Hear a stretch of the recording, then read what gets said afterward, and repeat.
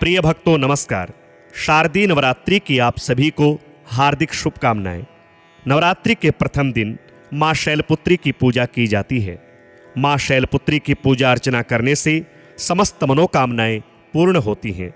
इस वीडियो के माध्यम से हम आपको मां शैलपुत्री के मंत्र, प्रार्थना, स्तुति, ध्यान, स्तोत्र और कवच का पाठ बता रहे हैं। श्रद्धा भाव से श्रवण करें। ओम देवी शैलपुत्र्यै नमः। प्रार्थना। वंदे वाञ्छितलाभाय चंद्रार्धकृतशेखरां वृषारूढां शूलधरां शैलपुत्रीं यशस्विनीं। या देवी सर्वभूतेषु मां शैलपुत्री रूपेण संस्थिता। नमस्तस्यै नमस्तस्यै नमस्तस्यै नमो नमः। हिमालय उवाच मातस्त्वं कृपया गृहे मम सुता जातासि नित्यापि च। यद्भाग्यं मे बहुजन्म जन्म जनितं मन्ये महत्पुण्यदं। दृष्टं रूपमिदं परात्परतरां मूर्तिं भवान्या अपि।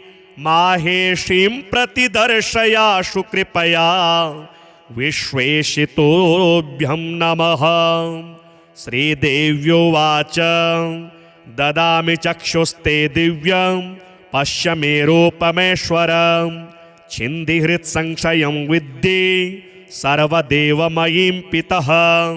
श्रीमहादेव उवाच इत्युक्त्वा तं गिरिश्रेष्ठं दत्त्वा विज्ञानमुत्तमं स्वरूपं दर्शयामास दिव्यं माहेश्वरं तदा। शशिकोटिप्रभं चारु चन्द्रार्धकृतशेखरं त्रिशूलवरहस्तं च जटामण्डितमस्तकं। भयानकं घोररूपं कालानलसहस्रभं पंचवक्त्रं त्रिनेत्रं च नागयज्ञोपवीतिनं। द्विपीचरमाम्बरधरं नागेन्द्रकृतभूषणम्। एवं विलोक्य तद्रूपं विस्मितो हिमवान् पुनः। प्रोवाच वचनं मातां रूपमन्यत् प्रदर्शय। ततः संहृत्य तद्रूपं दर्शयामास तत्क्षणात्। रूपमन्यनमुनिश्रेष्ठ विश्वरूपा सनातनी। शरच्चन्द्रनिभं चारु मुकुटोज्ज्वलमस्तकं। शङ्खचक्रगदापद्म हस्तं नेत्रत्रयोज्ज्वलं। दिव्यमाल्याम्बरधरं दिव्यगन्धानुलेपनं। योगीन्द्रवृन्दसंवन्द्यं सुचारुचरणाम्बुजं। सर्वतः पाणिपादं च सर्वतोक्षिशिरोमुखं। दृष्ट्वा तदेतत्परमं रूपं स हिमवान् पुनः। प्रणम्य तनयां प्राह विस्मयोत्फुल्ललोचनः। हिमालय उवाच मातस्त्ववेदं परमं रूपमेश्वरमुत्तमं।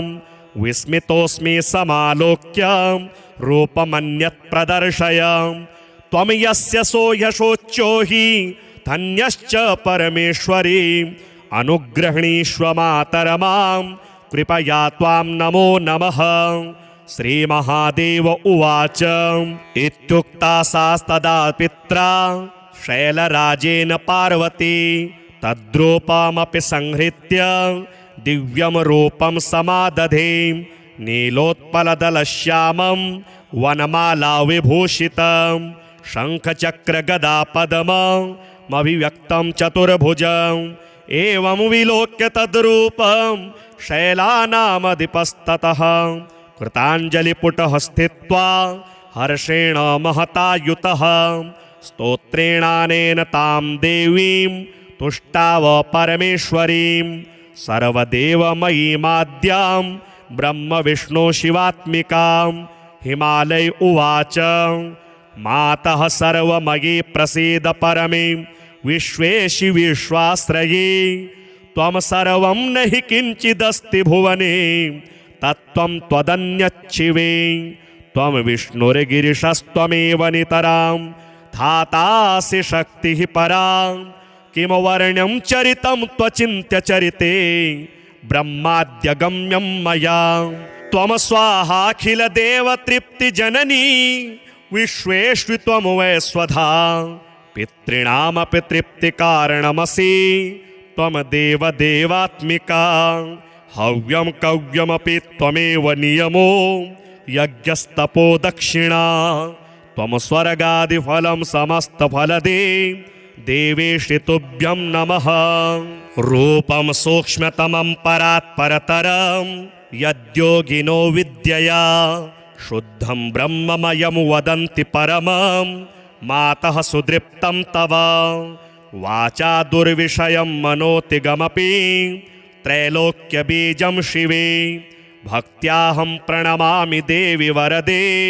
विश्वेश्वरी त्राहि माम् उद्यत सूर्यसहस्रभां मम गृहे जातां स्वयं लीलया देवीमष्टभुजां विशालनयनां बालेन्दुमौलिं शिवाम् उद्यतकोटिशशाङ्ककान्तिनयनां बालां त्रिनेत्रां परां भक्त्या त्वां प्रणमामि विश्वजननी देवी प्रसीदाम्बिके रूपं ते रजताद्रिकान्तिविमलं नागेन्द्रभूषोज्ज्वलं घोरं पञ्चमुखाम्बुजत्रिनयनैर्इमेः समुद्भासितम् इन्द्रार्धाङ्कितमस्तकमधृतजटा जूटं शरण्ये शिवे भक्त्याहं प्रणमामि विश्वजननी त्वां त्वं प्रसीदाम्बिके रूपं ते शारदचन्द्रकोटिसदृशं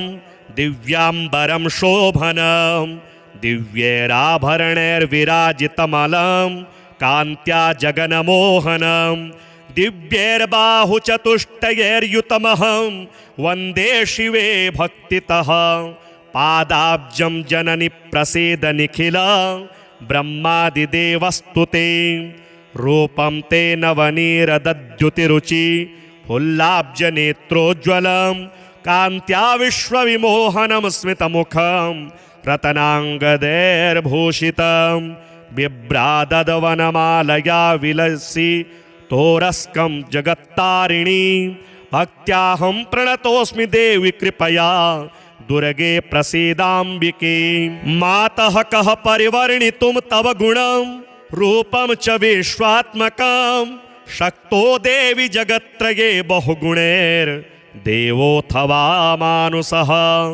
तत किं स्वल्पमतिब्रवीमि करुणां कृत्वा स्वकीयैर्गुणैर्नो मां मोहय मायया परमया विश्वेशितोभ्यं नमः अद्य मे सफलं जन्म तपश्च सफलं मम यत्त्वं त्रिजगतां माता मतपुत्री त्वमुपागता धन्योऽहं कृतकृत्योऽहं मातस्त्वनिजलीलया नित्यापि मद्गृहे जाता पुत्री भावेन वै यतः हिमालय उवाच मातस्त्वं कृपया गृहे मम सुता जातासि नित्यापि च यदभाग्यं मे बहुजन्म जन्म जनितं मन्ये महत्पुण्यदं दृष्टं रूपमिदं परात्परतरां मूर्तिं भवान्या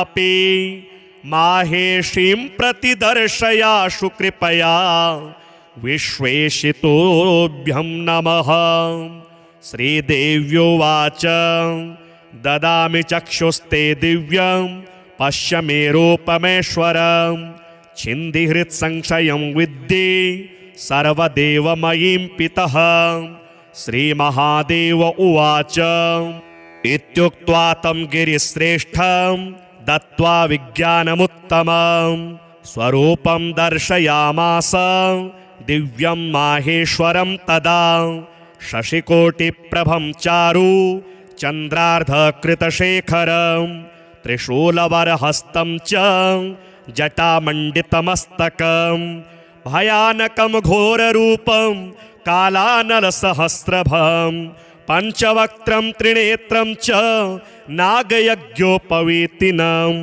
द्वीपे चरमाम्बरधरं नागेन्द्रकृतभूषणम् एवं विलोक्य तद्रूपं विस्मितो हिमवान् पुनः प्रोवाच वचनं मातां रूपमन्यत् प्रदर्शय।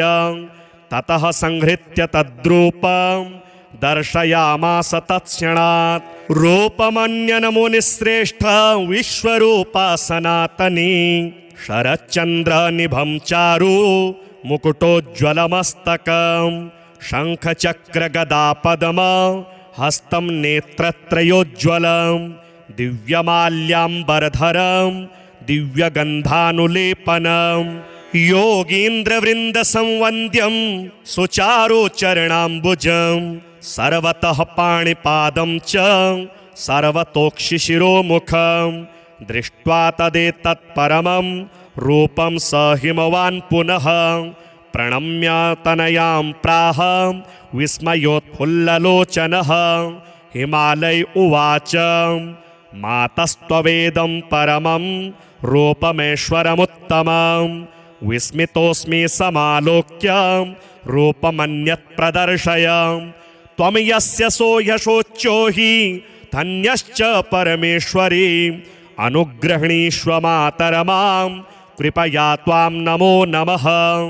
श्रीमहादेव उवाच इत्युक्ता सास्तदा पित्रा शैलराजेन पार्वती तद्रूपमपि संहृत्य दिव्यं रूपं समादधे नीलोत्पलदलश्यामं वनमाला विभूषितं शङ्खचक्रगदापद्ममभिव्यक्तं चतुर्भुजम् एवं विलोक्य तद्रूपं शैलानामधिपस्ततः कृताञ्जलिपुटः स्थित्वा हर्षेण महतायुतः स्तोत्रेणानेन तां देवीं तुष्टाव परमेश्वरीं सर्वदेवमयीमाद्यां ब्रह्मविष्णुशिवात्मिकां।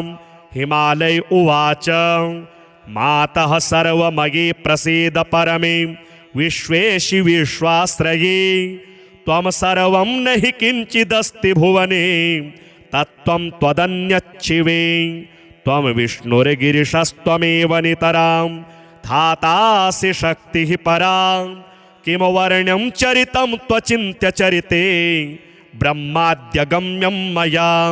त्वं स्वाहाखिलदेवतृप्तिजननी विश्वेष्वि त्वं वै स्वधा पितॄणामपि तृप्तिकारणमसि त्वं देवदेवात्मिका। हव्यं कव्यमपि त्वमेव नियमो यज्ञस्तपो दक्षिणा त्वं स्वर्गादिफलं समस्तफलदे देवेशि तुभ्यं नमः। रूपं सूक्ष्मतमं परात्परतरं यद्योगिनो विद्यया शुद्धं ब्रह्ममयं वदन्ति परमं मातः सुदृप्तं तव वाचा दुर्विषयं मनोतिगमपि त्रैलोक्यबीजं शिवे भक्त्याहं प्रणमामि देवि वरदे विश्वेश्वरी त्राहि माम्। उद्यत सूर्यसहस्रभां मम गृहे जातां स्वयं लीलया देवीमष्टभुजां विशालनयनां बालेन्दुमौलिं शिवाम् उद्यतकोटिशशाङ्ककान्तिनयनां बालां त्रिनेत्रां परां भक्त्या त्वां प्रणमामि विश्वजननी देवी प्रसीदाम्बिके। रूपं ते रजताद्रिकान्तिविमलं नागेन्द्रभूषोज्ज्वलं घोरं पञ्चमुखाम्बुजत्रिनयनैर्इमेः समुद्भासितम् इन्द्रार्धाङ्कितमस्तकमधृतजटा जूटं शरण्ये शिवे भक्त्याहं प्रणमामि विश्वजननी त्वां त्वं प्रसीदाम्बिके। रूपं ते शारदचन्द्रकोटिसदृशं दिव्याम्बरं शोभनं दिव्यैराभरणैर्विराजितमलं कान्त्या जगन्मोहनं दिव्यैर्बाहुचतुष्टयैर्युतमहं वन्दे शिवे भक्तितः पादाब्जं जननि प्रसीद निखिल ब्रह्मादिदेवस्तुते रूपं ते नवनीरदद्युतिरुचि फुल्लाब्जनेत्रोज्ज्वलं कान्त्या विश्वविमोहनं स्मितमुखं रतनाङ्गदैर्भूषितं बिभ्राददवनमालया विलसि तोरस्कं जगत्तारिणी भक्त्याहं प्रणतोऽस्मि देवि कृपया दुर्गे प्रसीदाम्बिके। मातः कः परिवर्णितुं तव गुणं रूपं च विश्वात्मकं शक्तो देवि जगत्त्रये बहुगुणैर्देवोऽथवा मानुषः तत् किं स्वल्पमतिव्रवीमि करुणां कृत्वा स्वकीयैर्गुणैर्नो मां मोहय मायया परमया विश्वेशितोऽभ्यं नमः। अद्य मे सफलं जन्म तपश्च सफलं मम यत्त्वं त्रिजगतां माता मतपुत्री त्वमुपागता। धन्योऽहं कृतकृत्योऽहं मातस्त्वनिजलीलया नित्यापि मद्गृहे जाता पुत्री भावेन वै यतः। हिमालय उवाच मातस्त्वं कृपया गृहे मम सुता जातासि नित्यापि च यदभाग्यं मे बहुजन्म जन्म जनितं मन्ये महत्पुण्यदं दृष्टं रूपमिदं परात्परतरां मूर्तिं भवान्या अपि माहेशीं प्रतिदर्शयाशु कृपया विश्वेशितोऽभ्यं नमः। श्रीदेव्योवाच ददामि चक्षुस्ते दिव्यं पश्य मे रूपमेश्वरं छिन्दिहृत्संशयं विद्धि सर्वदेवमयीं पितः। श्रीमहादेव उवाच इत्युक्त्वा तं गिरिश्रेष्ठं दत्त्वा विज्ञानमुत्तमं स्वरूपं दर्शयामास दिव्यं माहेश्वरं तदा। शशिकोटिप्रभं चारु चन्द्रार्धकृतशेखरं त्रिशूलवरहस्तं च जटामण्डितमस्तकं भयानकं घोररूपं कालानलसहस्रभं पञ्चवक्त्रं त्रिनेत्रं च नागयज्ञोपवीतिनं द्वीपीचरमाम्बरधरं नागेन्द्रकृतभूषणम् एवं विलोक्य तद्रूपं विस्मितो हिमवान् पुनः प्रोवाच वचनं मातां रूपमन्यत् प्रदर्शय। ततः संहृत्य तद्रूपं दर्शयामास तत्क्षणात् रूपमन्यन् मुनिश्रेष्ठ विश्वरूपा सनातनी शरच्चन्द्रनिभं चारु मुकुटोज्ज्वलमस्तकं शङ्खचक्रगदापद्म हस्तं नेत्रत्रयोज्ज्वलं दिव्यमाल्याम्बरधरं दिव्यगन्धानुलेपनं योगीन्द्रवृन्दसंवन्द्यं सुचारुचरणाम्बुजं सर्वतः पाणिपादं च सर्वतोक्षिशिरोमुखं दृष्ट्वा तदेतत्परमं रूपं स हिमवान् पुनः प्रणम्य तनयां प्राह विस्मयोत्फुल्ललोचनः। हिमालय उवाच मातस्त्ववेदं परमं रूपमेश्वरमुत्तमं विस्मितोऽस्मि समालोक्य रूपमन्यत् प्रदर्शय। त्वं यस्य सो यशोच्चो हि धन्यश्च परमेश्वरी अनुग्रहणीष्व मातरमां कृपया त्वां नमो नमः। श्रीमहादेव उवाच इत्युक्ता सास्तदा पित्रा शैलराजेन पार्वती तद्रूपमपि संहृत्य दिव्यं रूपं समादधे नीलोत्पलदलश्यामं वनमाला विभूषितं शङ्खचक्रगदापद्ममभिव्यक्तं चतुर्भुजम् एवं विलोक्य तद्रूपं शैलानामधिपस्ततः कृताञ्जलिपुटः स्थित्वा हर्षेण महतायुतः स्तोत्रेणानेन तां देवीं तुष्टाव परमेश्वरीं सर्वदेवमयीमाद्यां ब्रह्म विष्णु शिवात्मिकां। हिमालय उवाच मातः सर्वमयी प्रसीद परमे विश्वेशि विश्वाश्रये त्वं सर्वं नहि किञ्चिदस्ति भुवने तत्त्वं त्वदन्यच्छिवे त्वं विष्णुर्गिरिशस्त्वमेव नितरां धातासि शक्तिः परा किं वर्ण्यं चरितं त्वचिन्त्यचरिते ब्रह्माद्यगम्यं मया त्वं स्वाहाखिलदेवतृप्तिजननी विश्वेष्वि त्वं वै स्वधा पितॄणामपि तृप्तिकारणमसि त्वं देवदेवात्मिका हव्यं कव्यमपि त्वमेव नियमो यज्ञस्तपो दक्षिणा त्वं स्वर्गादिफलं समस्तफलदे देवेशि तुभ्यं नमः रूपं सूक्ष्मतमं परात्परतरं यद्योगिनो विद्यया शुद्धं ब्रह्ममयं वदन्ति परमं मातः सुदृप्तं तव वाचा दुर्विषयं मनोतिगमपि त्रैलोक्यबीजं शिवे भक्त्याहं प्रणमामि देवि वरदे विश्वेश्वरी त्राहि माम् उद्यत सूर्यसहस्रभां मम गृहे जातां स्वयं लीलया देवीमष्टभुजां विशालनयनां बालेन्दुमौलिं शिवाम् उद्यतकोटिशशाङ्ककान्तिनयनां बालां त्रिनेत्रां परां भक्त्या त्वां प्रणमामि विश्वजननी देवी प्रसीदाम्बिके रूपं ते रजताद्रिकान्तिविमलं नागेन्द्रभूषोज्ज्वलं घोरं पञ्चमुखाम्बुजत्रिनयनैर्इमेः समुद्भासितम्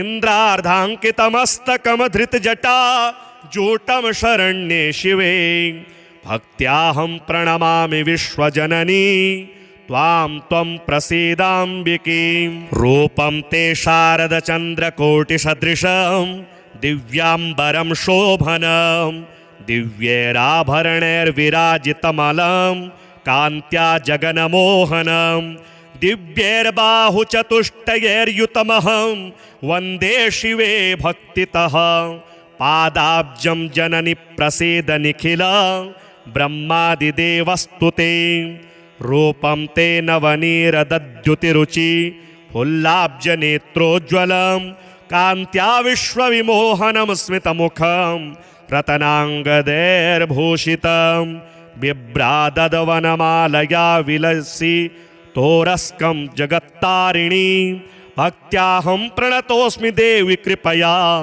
दुर्गे प्रसीदाम्बिके मातः कः परिवर्णितुं तव गुणं रूपं च विश्वात्मकं शक्तो देवि जगत्त्रये बहुगुणैर्देवोऽथवा मानुषः तत किं स्वल्पमतिब्रवीमि करुणां कृत्वा स्वकीयैर्गुणैर्नो मां मोहय मायया परमया विश्वेशितोभ्यं नमः अद्य मे सफलं जन्म तपश्च सफलं मम यत्त्वं त्रिजगतां माता मतपुत्री त्वमुपागता धन्योऽहं कृतकृत्योऽहं मातस्त्वनिजलीलया नित्यापि मद्गृहे जाता पुत्री भावेन वै यतः हिमालय उवाच मातस्त्वं कृपया गृहे मम सुता जातासि नित्यापि च यदभाग्यं मे बहुजन्म जन्म जनितं मन्ये महत्पुण्यदं दृष्टं रूपमिदं परात्परतरां मूर्तिं भवान्या अपि माहेशीं प्रतिदर्शयाशु कृपया विश्वेशितोभ्यं नमः श्रीदेव्योवाच ददामि चक्षुस्ते दिव्यं पश्य मे रूपमेश्वरं छिन्दिहृत्संशयं विद्धि सर्वदेवमयीं पितः श्रीमहादेव उवाच इत्युक्त्वा तं गिरिश्रेष्ठं दत्त्वा विज्ञानमुत्तमं स्वरूपं दर्शयामास दिव्यं माहेश्वरं तदा शशिकोटिप्रभं चारु चन्द्रार्धकृतशेखरं त्रिशूलवरहस्तं च जटामण्डितमस्तकं भयानकं घोररूपं कालानलसहस्रभं पञ्चवक्त्रं त्रिनेत्रं च नागयज्ञोपवीतिनं द्विपीचरमाम्बरधरं नागेन्द्रकृतभूषणम् एवं विलोक्य तद्रूपं विस्मितो हिमवान् पुनः प्रोवाच वचनं मातां रूपमन्यत् प्रदर्शय। ततः संहृत्य तद्रूपं दर्शयामास तत्क्षणात्। रूपमन्यन मुनिश्रेष्ठ विश्वरूपा सनातनी शरच्चन्द्रनिभं चारु मुकुटोज्ज्वलमस्तकं शङ्खचक्रगदापद्म हस्तं नेत्रत्रयोज्ज्वलं दिव्यमाल्याम्बरधरं दिव्यगन्धानुलेपनं योगीन्द्रवृन्दसंवन्द्यं सुचारुचरणाम्बुजं सर्वतः पाणिपादं च सर्वतोक्षिशिरोमुखं दृष्ट्वा तदेतत्परमं रूपं स हिमवान् पुनः प्रणम्य तनयां प्राह विस्मयोत्फुल्ललोचनः। हिमालय उवाच मातस्त्ववेदं परमं रूपमेश्वरमुत्तमं विस्मितोऽस्मि समालोक्य रूपमन्यत् प्रदर्शय। त्वं यस्य सोऽयशोच्यो हि धन्यश्च परमेश्वरी अनुग्रहणीष्व मातरमां कृपया त्वां नमो नमः।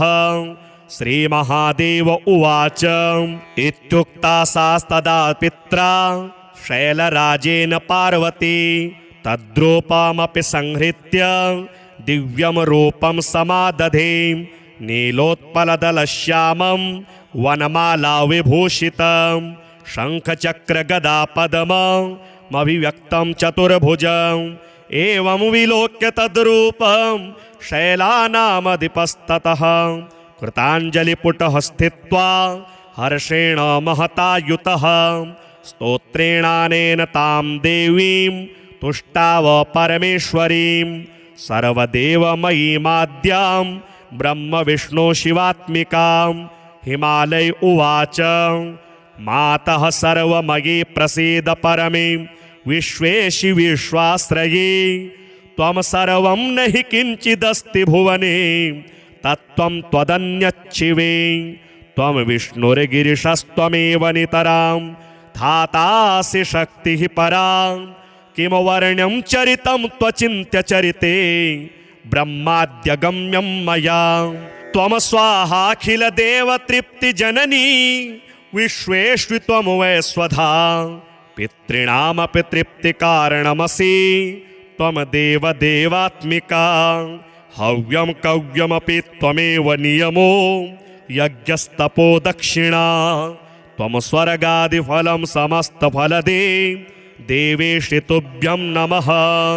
रूपं सूक्ष्मतमं परात्परतरं यद्योगिनो विद्यया शुद्धं ब्रह्ममयं वदन्ति परमं मातः सुदृप्तं तव वाचा दुर्विषयं मनोतिगमपि त्रैलोक्यबीजं शिवे भक्त्याहं प्रणमामि देवि वरदे विश्वेश्वरी त्राहि माम् उद्यत सूर्यसहस्रभां मम गृहे जातां स्वयं लीलया देवीमष्टभुजां विशालनयनां बालेन्दुमौलिं शिवाम् उद्यतकोटिशशाङ्ककान्तिनयनां बालां त्रिनेत्रां परां भक्त्या त्वां प्रणमामि विश्वजननी देवी प्रसीदाम्बिके रूपं ते रजताद्रिकान्तिविमलं नागेन्द्रभूषोज्ज्वलं घोरं पञ्चमुखाम्बुजत्रिनयनैर्इमेः समुद्भासितम् इन्द्रार्धाङ्कितमस्तकं धृतजटा जूटं शरण्ये शिवे भक्त्याहं प्रणमामि विश्वजननी त्वां त्वं प्रसीदाम्बिके रूपं ते शारदचन्द्रकोटिसदृशं दिव्याम्बरं शोभनं दिव्यैराभरणैर्विराजितमलं कान्त्या जगन्मोहनं दिव्यैर्बाहुचतुष्टयैर्युतमहं वन्दे शिवे भक्तितः पादाब्जं जननि प्रसीद निखिल ब्रह्मादिदेवस्तुते रूपं ते नवनीरदद्युतिरुचि फुल्लाब्जनेत्रोज्ज्वलं कान्त्या विश्वविमोहनं स्मितमुखं रतनाङ्गदैर्भूषितं बिभ्राददवनमालया विलसि तोरस्कं जगत्तारिणी भक्त्याहं प्रणतोऽस्मि देवि कृपया दुर्गे प्रसीदाम्बिके मातः कः परिवर्णितुं तव गुणं रूपं च विश्वात्मकं शक्तो देवि जगत्त्रये बहुगुणैर्देवोऽथवा मानुषः तत किं स्वल्पमतिव्रवीमि करुणां कृत्वा स्वकीयैर्गुणैर्नो मां मोहय मायया परमया विश्वेशितोऽभ्यं नमः अद्य मे सफलं जन्म तपश्च सफलं मम यत्त्वं त्रिजगतां माता मतपुत्री त्वमुपागता धन्योऽहं कृतकृत्योऽहं मातस्त्वनिजलीलया नित्यापि मद्गृहे जाता पुत्री भावेन वै यतः हिमालय उवाच मातस्त्वं कृपया गृहे मम सुता जातासि नित्यापि च यदभाग्यं मे बहुजन्म जन्म जनितं मन्ये महत्पुण्यदं दृष्टं रूपमिदं परात्परतरां मूर्तिं भवान्या अपि माहेशीं प्रतिदर्शयाशु कृपया विश्वेशितोऽभ्यं नमः श्रीदेव्योवाच ददामि चक्षुस्ते दिव्यं पश्य मे रूपमेश्वरं छिन्दिहृत्संशयं विद्धि सर्वदेवमयीं पितः श्रीमहादेव उवाच इत्युक्त्वा तं गिरिश्रेष्ठं दत्त्वा विज्ञानमुत्तमं स्वरूपं दर्शयामास दिव्यं माहेश्वरं तदा शशिकोटिप्रभं चारु चन्द्रार्धकृतशेखरं त्रिशूलवरहस्तं च जटामण्डितमस्तकं भयानकं घोररूपं कालानलसहस्रभं पञ्चवक्त्रं त्रिनेत्रं च नागयज्ञोपवीतिनं द्विपीचरमाम्बरधरं नागेन्द्रकृतभूषणम् एवं विलोक्य तद्रूपं विस्मितो हिमवान् पुनः प्रोवाच वचनं माता रूपमन्यत् प्रदर्शय ततः संहृत्य तद्रूपं दर्शयामास तत्क्षणात् रूपमन्यनमुनिश्रेष्ठ विश्वरूपा सनातनी शरच्चन्द्रनिभं चारु मुकुटोज्ज्वलमस्तकं शङ्खचक्रगदापद्म हस्तं नेत्रत्रयोज्ज्वलं दिव्यमाल्याम्बरधरं दिव्यगन्धानुलेपनं योगीन्द्रवृन्दसंवन्द्यं सुचारुचरणाम्बुजं सर्वतः पाणिपादं च सर्वतोक्षिशिरोमुखं दृष्ट्वा तदेतत्परमं रूपं स हिमवान् पुनः प्रणम्य तनयां प्राह विस्मयोत्फुल्ललोचनः हिमालय उवाच मातस्त्ववेदं परमं रूपमेश्वरमुत्तमं विस्मितोऽस्मि समालोक्य रूपमन्यत् प्रदर्शय त्वं यस्य सो यशोच्चो हि धन्यश्च परमेश्वरी अनुग्रहणीष्व मातरमां कृपया त्वां नमो नमः श्रीमहादेव उवाच इत्युक्ता सास्तदा पित्रा शैलराजेन पार्वती तद्रूपमपि संहृत्य दिव्यं रूपं समादधे नीलोत्पलदलश्यामं वनमाला विभूषितं शङ्खचक्रगदापद्ममभिव्यक्तं चतुर्भुजम् एवं विलोक्य तद्रूपं शैलानामधिपस्ततः कृताञ्जलिपुटः स्थित्वा हर्षेण महतायुतः स्तोत्रेणानेन तां देवीं तुष्टाव परमेश्वरीं सर्वदेवमयीमाद्यां ब्रह्म विष्णु शिवात्मिकां। हिमालय उवाच मातः सर्वमयी प्रसीद परमे विश्वेशि विश्वाश्रये। त्वं सर्वं नहि किञ्चिदस्ति भुवने तत्त्वं त्वदन्यच्छिवे। त्वं विष्णुर्गिरिशस्त्वमेव नितरां धातासि शक्तिः परा। किं वर्ण्यं चरितं त्वचिन्त्य चरिते ब्रह्माद्यगम्यं मया। त्वं स्वाहाखिलदेवतृप्तिजननी विश्वेष्वि त्वं वै स्वधा। पितॄणामपि तृप्तिकारणमसि त्वं देवदेवात्मिका। हव्यं कव्यमपि त्वमेव नियमो यज्ञस्तपो दक्षिणा। त्वं स्वर्गादिफलं समस्तफलदे देवेशि तुभ्यं नमः। रूपं सूक्ष्मतमं परात् परतरं यद्योगिनो विद्यया शुद्धं ब्रह्ममयं वदन्ति परमं मातः सुदृप्तं तव। वाचा दुर्विषयं मनोतिगमपि त्रैलोक्यबीजं शिवे। भक्त्याहं प्रणमामि देवि वरदे विश्वेश्वरी त्राहि माम्। उद्यत सूर्यसहस्रभां मम गृहे जातां स्वयं लीलया। देवीमष्टभुजां विशालनयनां बालेन्दुमौलिं शिवाम्। उद्यतकोटिशशाङ्ककान्तिनयनां बालां त्रिनेत्रां परां। भक्त्या त्वां प्रणमामि विश्वजननी देवी प्रसीदाम्बिके। रूपं ते रजताद्रिकान्तिविमलं नागेन्द्रभूषोज्ज्वलं। घोरं पञ्चमुखाम्बुजत्रिनयनैर्इमेः समुद्भासितम्।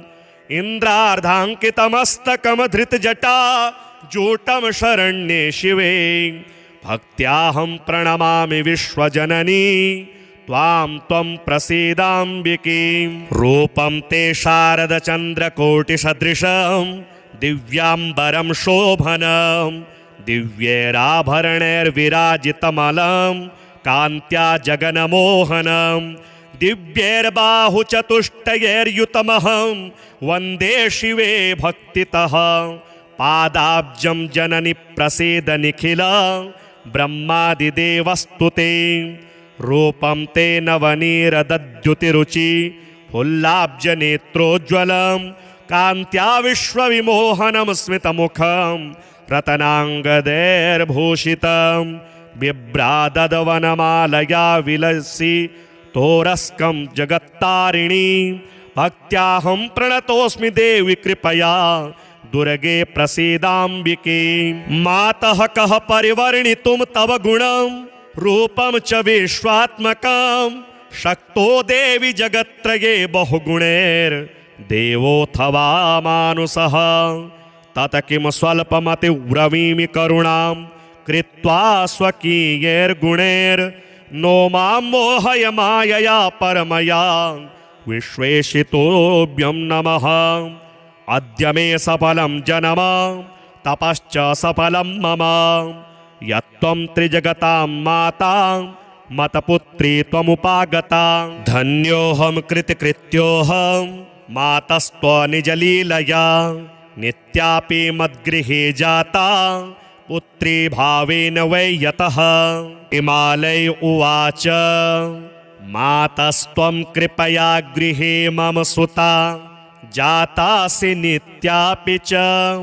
यदभाग्यं मे बहुजन्म जन्म जनितं मन्ये महत्पुण्यदं। दृष्टं रूपमिदं परात्परतरां मूर्तिं भवान्या अपि। माहेशीं प्रतिदर्शयाशु कृपया विश्वेशितोभ्यं नमः। श्रीदेव्योवाच ददामि चक्षुस्ते दिव्यं पश्य मे रूपमेश्वरं। छिन्दिहृत्संशयं विद्धि सर्वदेवमयीं पितः।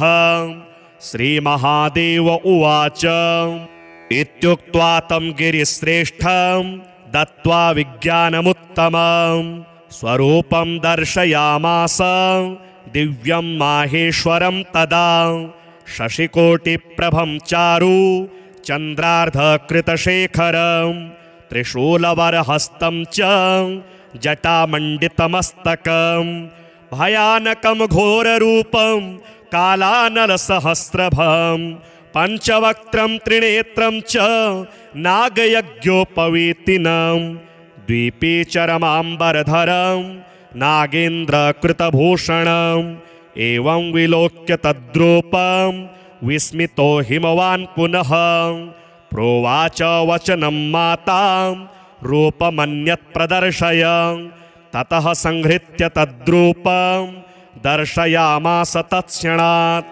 रूपमन्यन् मुनिश्रेष्ठ विश्वरूपा सनातनी शरच्चन्द्रनिभं चारु मुकुटोज्ज्वलमस्तकं शङ्खचक्रगदापद्म हस्तं नेत्रत्रयोज्ज्वलं दिव्यमाल्याम्बरधरं दिव्यगन्धानुलेपनं योगीन्द्रवृन्दसंवन्द्यं सुचारुचरणाम्बुजं सर्वतः पाणिपादं च सर्वतोक्षिशिरोमुखं दृष्ट्वा तदेतत्परमं रूपं स हिमवान् पुनः प्रणम्य तनयां प्राह विस्मयोत्फुल्ललोचनः हिमालय उवाच मातस्त्ववेदं परमं रूपमेश्वरमुत्तमं विस्मितोऽस्मि समालोक्य रूपमन्यत् प्रदर्शय त्वं यस्य सो यशोच्चो हि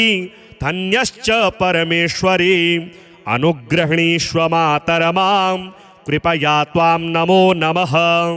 श्रीमहादेव उवाच इत्युक्ता सास्तदा पित्रा शैलराजेन पार्वती तद्रूपमपि संहृत्य दिव्यं रूपं समादधे नीलोत्पलदलश्यामं वनमालाविभूषितं शङ्खचक्रगदापद्ममभिव्यक्तं चतुर्भुजम् एवं विलोक्य तद्रूपं शैलानामधिपस्ततः कृताञ्जलिपुटः स्थित्वा हर्षेण महतायुतः स्तोत्रेणानेन तां देवीं तुष्टाव परमेश्वरीं सर्वदेवमयीमाद्यां ब्रह्मविष्णुशिवात्मिकां हिमालय उवाच मातः सर्वमयी प्रसीद परमे विश्वेशि विश्वाश्रये त्वं सर्वं न हि किञ्चिदस्ति भुवने तत्त्वं त्वदन्यच्छिवे त्वं विष्णुर्गिरिशस्त्वमेव नितरां धातासि शक्तिः परा किं वर्ण्यं चरितं त्वचिन्त्यचरिते ब्रह्माद्यगम्यं मया त्वं स्वाहाखिलदेवतृप्तिजननी विश्वेष्वि त्वं वै स्वधा पितॄणामपि तृप्तिकारणमसि त्वं देवदेवात्मिका हव्यं कव्यमपि त्वमेव नियमो यज्ञस्तपो दक्षिणा त्वं स्वर्गादिफलं समस्तफलदे देवेशि तुभ्यं नमः। रूपं सूक्ष्मतमं परात्परतरं यद्योगिनो विद्यया शुद्धं ब्रह्ममयं वदन्ति परमं मातः सुदृप्तं तव वाचा दुर्विषयं मनोतिगमपि त्रैलोक्यबीजं शिवे भक्त्याहं प्रणमामि देवि वरदे विश्वेश्वरी त्राहि माम् उद्यत सूर्यसहस्रभां मम गृहे जातां स्वयं लीलया देवीमष्टभुजां विशालनयनां बालेन्दुमौलिं शिवाम् उद्यतकोटिशशाङ्ककान्तिनयनां बालां त्रिनेत्रां परां भक्त्या त्वां प्रणमामि विश्वजननी देवी प्रसीदाम्बिके रूपं ते रजताद्रिकान्तिविमलं नागेन्द्रभूषोज्ज्वलं घोरं पञ्चमुखाम्बुजत्रिनयनैर्इमेः समुद्भासितम् इन्द्रार्धाङ्कितमस्तकमधृतजटा जूटं शरण्ये शिवे भक्त्याहं प्रणमामि विश्वजननी त्वां त्वं प्रसीदाम्बिके। रूपं ते शारदचन्द्रकोटिसदृशं दिव्याम्बरं शोभनं दिव्यैराभरणैर्विराजितमलं कान्त्या जगन्मोहनं दिव्यैर्बाहुचतुष्टयैर्युतमहं वन्दे शिवे भक्तितः। पादाब्जं जननि प्रसीद निखिल ब्रह्मादिदेवस्तुते।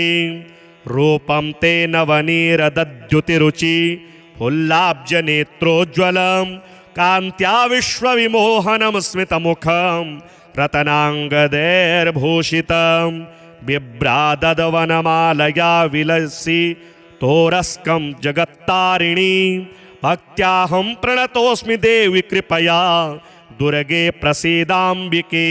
मातः कः परिवर्णितुं तव गुणं रूपं च विश्वात्मकं शक्तो देवि जगत्त्रये बहुगुणैर्देवोऽथवा मानुषः। तत किं स्वल्पमतिव्रवीमि करुणां कृत्वा स्वकीयैर्गुणैर्नो मां मोहय मायया परमया विश्वेशितोऽभ्यं नमः। अद्य मे सफलं जन्म तपश्च सफलं मम यत्त्वं त्रिजगतां माता मतपुत्री त्वमुपागता। धन्योऽहं कृतकृत्योऽहं मातस्त्वनिजलीलया नित्यापि मद्गृहे जाता पुत्री भावेन वै यतः। हिमालय उवाच मातस्त्वं कृपया गृहे मम सुता जातासि नित्यापि च। यदभाग्यं मे बहुजन्म जन्म जनितं मन्ये महत्पुण्यदं। दृष्टं रूपमिदं परात्परतरां मूर्तिं भवान्या अपि माहेशीं प्रतिदर्शयाशु कृपया विश्वेशितोऽभ्यं नमः। श्रीदेव्योवाच ददामि चक्षुस्ते दिव्यं पश्य मे रूपमेश्वरं छिन्दिहृत्संशयं विद्धि सर्वदेवमयीं पितः। श्रीमहादेव उवाच इत्युक्त्वा तं गिरिश्रेष्ठं दत्त्वा विज्ञानमुत्तमं स्वरूपं दर्शयामास दिव्यं माहेश्वरं तदा। शशिकोटिप्रभं चारु चन्द्रार्धकृतशेखरं त्रिशूलवरहस्तं च जटामण्डितमस्तकं भयानकं घोररूपं कालानलसहस्रभं पञ्चवक्त्रं त्रिनेत्रं च नागयज्ञोपवीतिनं द्वीपीचरमाम्बरधरं नागेन्द्रकृतभूषणम्। एवं विलोक्य तद्रूपं विस्मितो हिमवान् पुनः प्रोवाच वचनं मातां रूपमन्यत् प्रदर्शय। ततः संहृत्य तद्रूपं दर्शयामास तत्क्षणात्।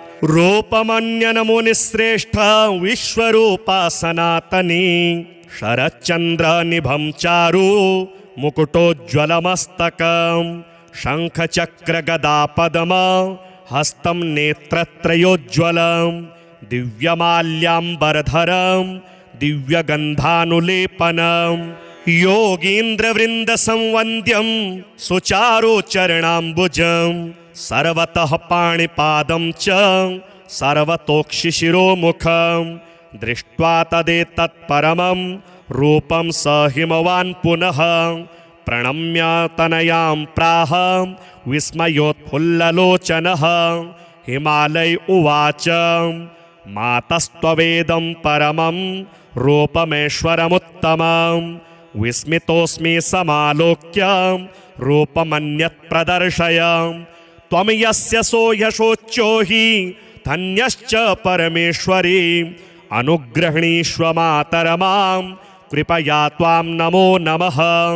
श्रीमहादेव उवाच इत्युक्ता सास्तदा पित्रा शैलराजेन पार्वती तद्रूपमपि संहृत्य दिव्यं रूपं समादधे नीलोत्पलदलश्यामं वनमाला विभूषितं शङ्खचक्रगदापद्म अभिव्यक्तं चतुर्भुजम् एवं विलोक्य तद्रूपं शैलानामधिपस्ततः कृताञ्जलिपुटः स्थित्वा हर्षेण महतायुतः स्तोत्रेणानेन तां देवीं तुष्टाव परमेश्वरीं सर्वदेवमयीमाद्यां ब्रह्म विष्णु शिवात्मिकां हिमालय उवाच मातः सर्वमयी प्रसीद परमे विश्वेशि विश्वाश्रये त्वं सर्वं नहि किञ्चिदस्ति भुवने तत्त्वं त्वदन्यच्छिवे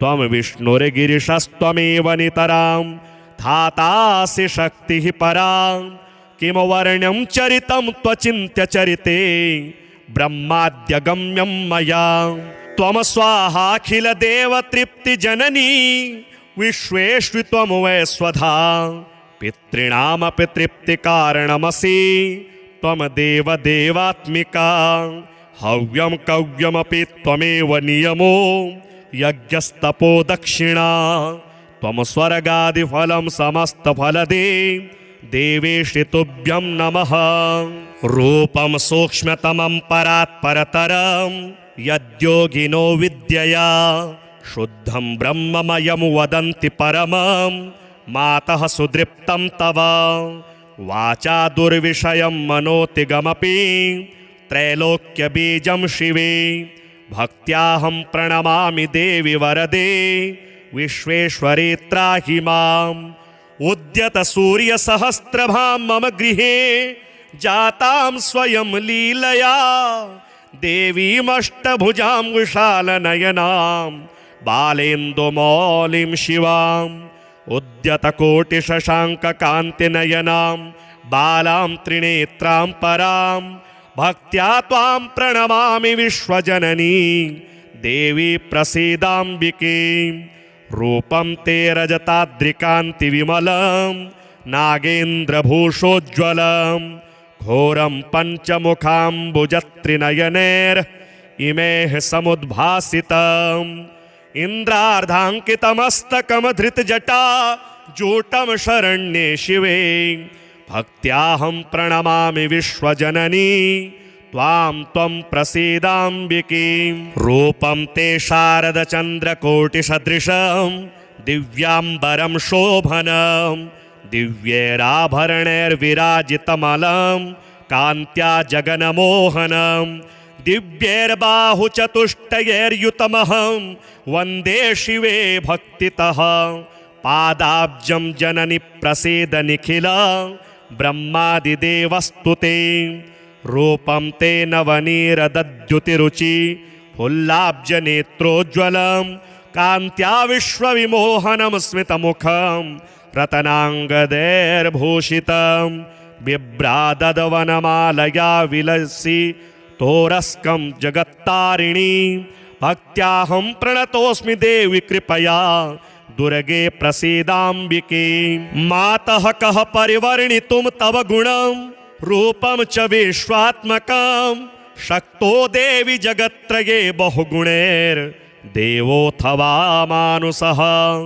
तत किं स्वल्पमतिब्रवीमि करुणां कृत्वा स्वकीयैर्गुणैर्नो मां मोहय मायया परमया विश्वेशितोभ्यं नमः अद्य मे सफलं जन्म तपश्च सफलं मम यत्त्वं त्रिजगतां माता मतपुत्री त्वमुपागता धन्योऽहं कृतकृत्योऽहं मातस्त्वनिजलीलया नित्यापि मद्गृहे जाता पुत्री भावेन वै यतः हिमालय उवाच मातस्त्वं कृपया गृहे मम सुता जातासि नित्यापि च यदभाग्यं मे बहुजन्म जन्म जनितं मन्ये महत्पुण्यदं दृष्टं रूपमिदं परात्परतरां मूर्तिं भवान्या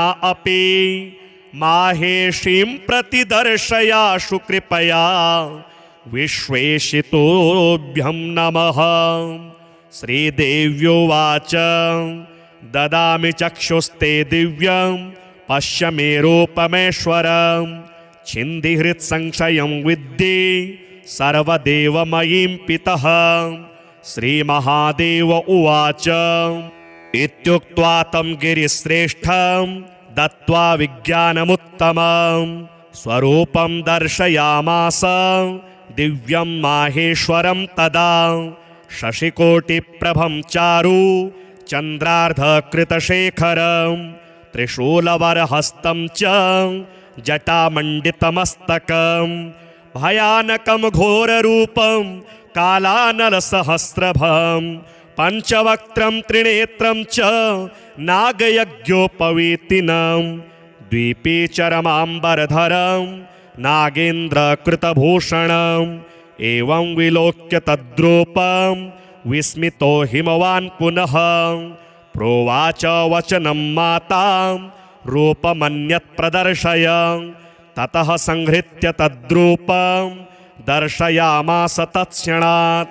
रूपमन्यन मुनिश्रेष्ठ विश्वरूपा सनातनी शरच्चन्द्रनिभं चारु मुकुटोज्ज्वलमस्तकं शङ्खचक्रगदापद्म हस्तं नेत्रत्रयोज्ज्वलं दिव्यमाल्याम्बरधरं दिव्यगन्धानुलेपनं योगीन्द्रवृन्दसंवन्द्यं सुचारुचरणाम्बुजं सर्वतः पाणिपादं च सर्वतोक्षिशिरोमुखं दृष्ट्वा तदेतत्परमं रूपं स हिमवान् पुनः प्रणम्य तनयां प्राह विस्मयोत्फुल्ललोचनः।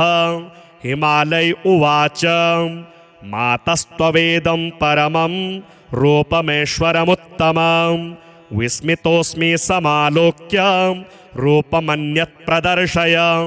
त्वं यस्य सोऽयशोच्यो हि धन्यश्च परमेश्वरी अनुग्रहणीष्व मातरमां कृपया त्वां नमो नमः। श्रीमहादेव उवाच इत्युक्ता सास्तदा पित्रा शैलराजेन पार्वती तद्रूपमपि संहृत्य दिव्यं रूपं समादधे। नीलोत्पलदलश्यामं वनमाला विभूषितं शङ्खचक्रगदापद्ममभिव्यक्तं चतुर्भुजं एवं विलोक्य तद्रूपं शैलानामधिपस्ततः कृताञ्जलिपुटः स्थित्वा हर्षेण महतायुतः स्तोत्रेणानेन तां देवीं तुष्टाव परमेश्वरीं सर्वदेवमयीमाद्यां ब्रह्मविष्णु शिवात्मिकां। हिमालय उवाच मातः सर्वमयी प्रसीद परमे विश्वेशि विश्वाश्रये त्वं सर्वं न हि किञ्चिदस्ति भुवने तत्त्वं त्वदन्यच्छिवे। त्वं विष्णुर्गिरिशस्त्वमेव नितरां धातासि शक्तिः परा किं वर्ण्यं चरितं त्वचिन्त्यचरिते ब्रह्माद्यगम्यं मया। त्वं स्वाहाखिलदेवतृप्तिजननी विश्वेष्वि त्वं वै स्वधा पितॄणामपि तृप्तिकारणमसि त्वं देवदेवात्मिका। हव्यं कव्यमपि त्वमेव नियमो यज्ञस्तपो दक्षिणा त्वं स्वर्गादिफलं समस्तफलदे देवेशि तुभ्यं नमः। रूपं सूक्ष्मतमं परात्परतरं यद्योगिनो विद्यया शुद्धं ब्रह्ममयं वदन्ति परमं मातः सुदृप्तं तव। वाचा दुर्विषयं मनोतिगमपि त्रैलोक्यबीजं शिवे भक्त्याहं प्रणमामि देवि वरदे विश्वेश्वरी त्राहि माम्। उद्यत सूर्यसहस्रभां मम गृहे जातां स्वयं लीलया देवीमष्टभुजां विशालनयनां बालेन्दुमौलिं शिवाम्। उद्यतकोटिशशाङ्ककान्तिनयनां बालां त्रिनेत्रां परां भक्त्या त्वां प्रणमामि विश्वजननी देवी प्रसीदाम्बिके। रूपं ते रजताद्रिकान्तिविमलं नागेन्द्रभूषोज्ज्वलं घोरं पञ्चमुखाम्बुजत्रिनयनैर् इमेः समुद्भासितम्। इन्द्रार्धाङ्कितमस्तकमधृतजटा जूटं शरण्ये शिवे भक्त्याहं प्रणमामि विश्वजननी त्वां त्वं प्रसीदाम्बिके। रूपं ते शारदचन्द्रकोटिसदृशं दिव्याम्बरं शोभनं दिव्यैराभरणैर्विराजितमलं कान्त्या जगन्मोहनं दिव्यैर्बाहुचतुष्टयैर्युतमहं वन्दे शिवे भक्तितः। पादाब्जं जननि प्रसीद निखिल ब्रह्मादिदेवस्तुते रूपं ते नवनीरदद्युतिरुचि फुल्लाब्जनेत्रोज्ज्वलं कान्त्या विश्वविमोहनं स्मितमुखं रत्नाङ्गदैर्भूषितं बिभ्रादवनमालया विलसि तोरस्कं जगत्तारिणी भक्त्याहं प्रणतोऽस्मि देवि कृपया दुर्गे प्रसीदाम्बिके। मातः कः परिवर्णितुं तव गुणं रूपं च विश्वात्मकं शक्तो देवि जगत्त्रये बहुगुणैर्देवोऽथवा मानुषः तत किं स्वल्पमतिब्रवीमि करुणां कृत्वा स्वकीयैर्गुणैर्नो मां मोहय मायया परमया विश्वेशितोऽभ्यं नमः। अद्य मे सफलं जन्म तपश्च सफलं मम यत्त्वं त्रिजगतां माता मतपुत्री त्वमुपागता। धन्योऽहं कृतकृत्योऽहं मातस्त्वनिजलीलया नित्यापि मद्गृहे जाता पुत्री भावेन वै यतः।